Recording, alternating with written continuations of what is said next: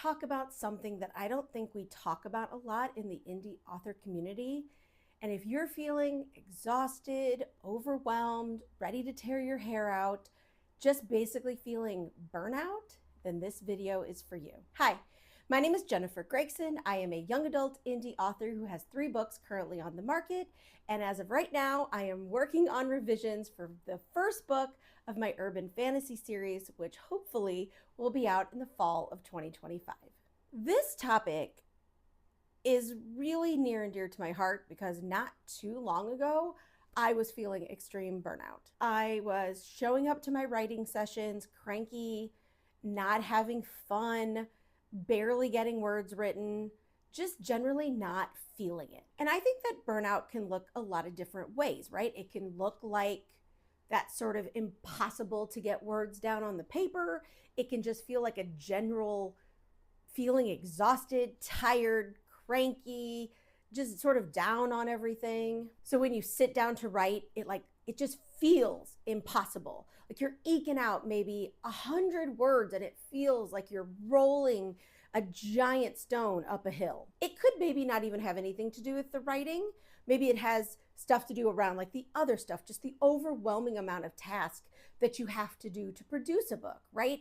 All of those little to-dos before you launch a book, that can also cause extreme burnout, where you just feel like the never-ending to-do list is literally never ending. So it could do with marketing. Maybe you just feel like every day there's new content to create, or you're just feeling a lack of enthusiasm for getting the cover done or formatting the book. Maybe you feel like you have to be productive all the time, especially if this is not your full-time job, right? Maybe you only have a finite number of hours to work in a week. And so you're like, oh my gosh, I have to get so much done. I'm a failure. You just feel like nothing you do is enough. That is burnout. So I feel like the biggest causes of burnout is that we are overworking ourselves, right? We have that finite amount of time and we feel like we have to cram so much into that little bit of time that we're not giving ourselves any white space. We're not giving ourselves any time to breathe. It can also come from external pressure.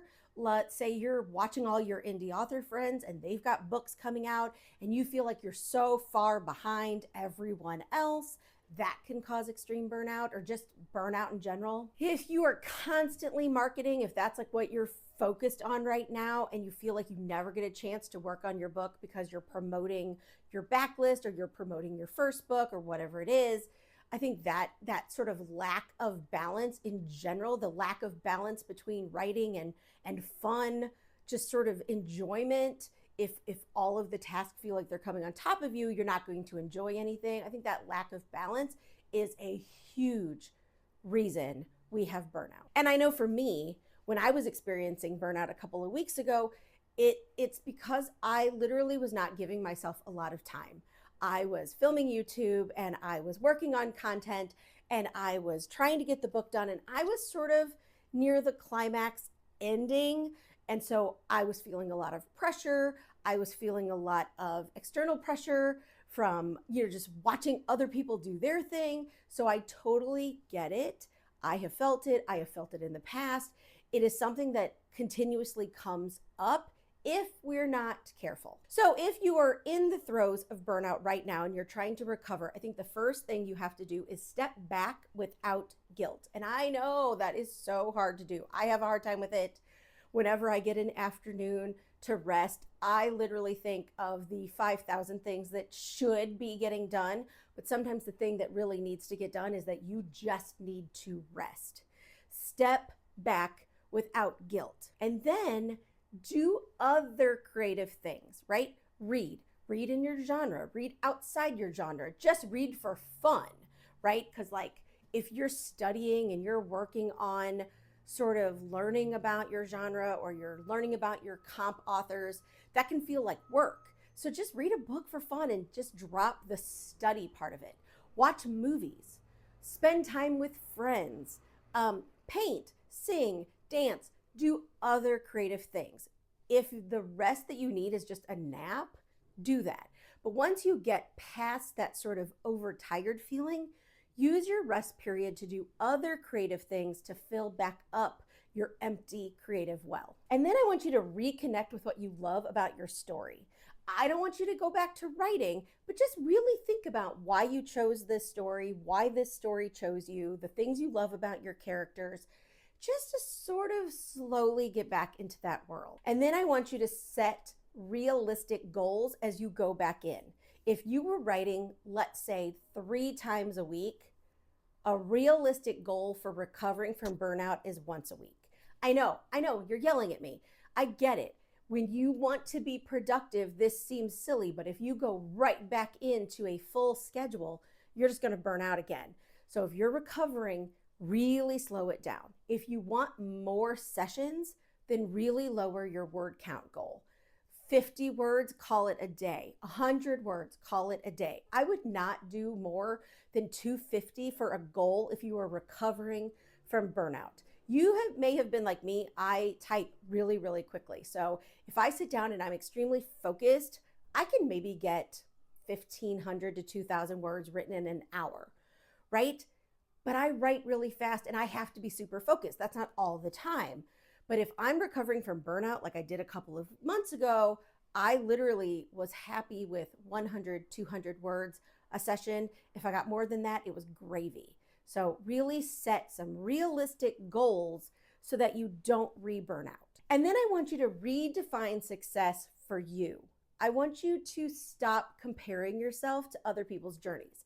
Yes, we want to support our friends. Yes, we want that network and that community of indie authors. And I'm not saying give that up, but I'm saying while you are recovering from burnout, stay in your lane. Look at what you've done so far. Look at what's ahead and just look one step ahead, right? So I was in first draft land, and a lot of the times when I get into burnout, I start thinking about all the things I'm going to have to do, right? I was already thinking about revising my first book. I was drafting the second book, but I didn't need to think about that step. That step was too far. I just needed to finish this draft. So if you're recovering from burnout, just think about what is the very next step. Don't think 3 steps ahead. That's too much. And now let's talk about how to prevent burnout so that we don't have to recover from anything. This one's going to seem super obvious, but it was not anything I really thought of until I had recovered from burnout a little bit too many times, is to make rest a part of your weekly schedule. So if you schedule out your writing sessions every week, or you have a pretty set schedule, think about also scheduling in rest. Schedule in your other creative fun times. For me, that's weekly watercolor or dancing and singing to my favorite songs, right? Add that in.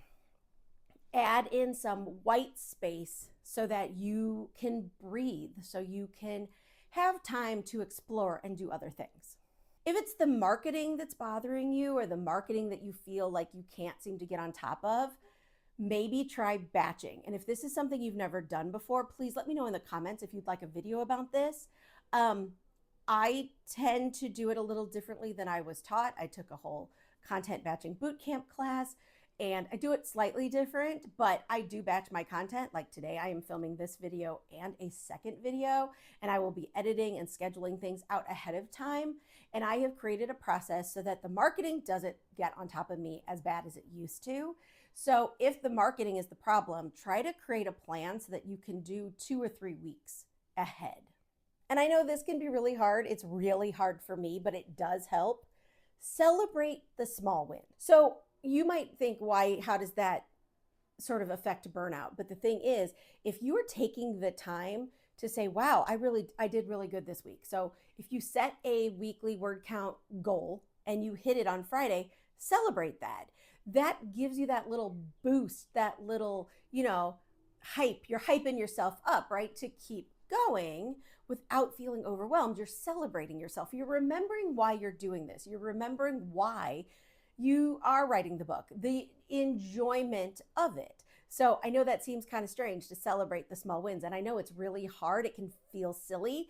And celebration doesn't mean like a big party or, calling attention to yourself if that's not your thing, right? It could just be, oh, hey, I hit my weekly word count goal. I can watch a movie now without guilt.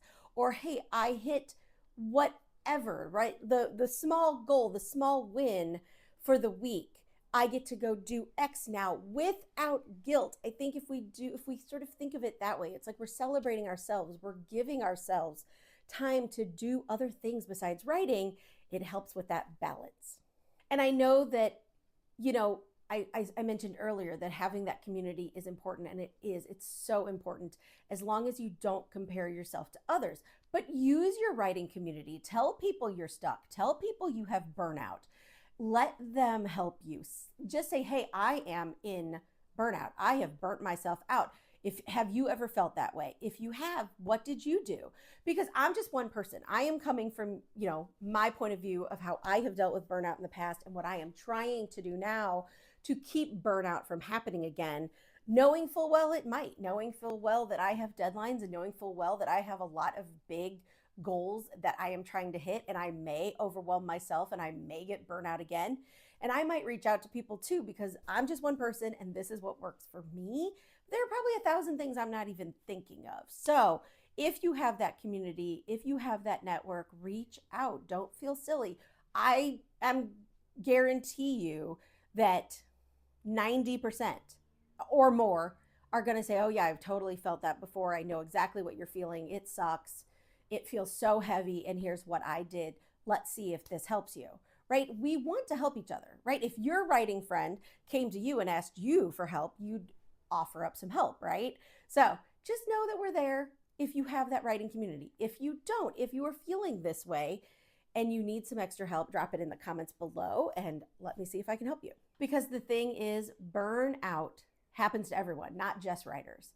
But it does happen to writers, especially indie authors who have full-time jobs or are working, part-time and doing this part-time, or trying to fit this into raising children, right? Or doing all of the above. It does not mean you are a bad writer. It does not mean you shouldn't be a writer. It just means you need to take a step back and take care of yourself a little bit and rethink how you're doing things. It's not bad. It's not bad. You're just overwhelming yourself. And it's okay to step back and say, whoa, that didn't work. That doesn't feel good. I want to keep writing, but I want it to feel better. That's perfectly okay to stop and think about. So if you are feeling burnout, know you are not alone. Know that we all go through it. Maybe implement some of these and see if they help. Maybe just take a week off and do something fun. Go on crazy adventures in the town you live in. Go to the movies in the afternoon and get a tub of popcorn. Do other creative things around your book. Start a Pinterest vision board for your book. Cast the book in your mind as if you were casting a movie, right? I love doing that sometimes when I feel burnout. Like do those sort of little peripheral fun things that don't really have an effect on the book itself, but have an effect on you as the author. So if you have other ideas, drop them in the comments below to help other people, and know that I make new videos every Friday. So if you like that, hit the subscribe button, and I will see you next week.